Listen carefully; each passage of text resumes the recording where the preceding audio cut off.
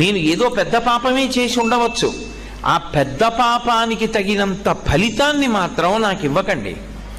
అంత పెద్ద అశుభవార్త నేను వినేటట్టుగా చేయకండి. దానివల్ల నేను తల్లడిల్లిపోయేటట్టుగా నన్ను మార్చకండి. జీవితాంతం ఏడవలసినంత పెద్ద పెద్ద శిక్షలు నాకు వెయ్యకండి.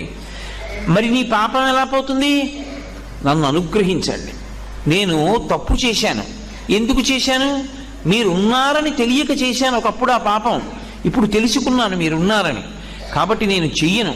ఇప్పుడు నేను ప్రయత్నపూర్వకంగా ఏ తప్పు చెయ్యట్లేదు, కానీ అప్పుడు చేశాను.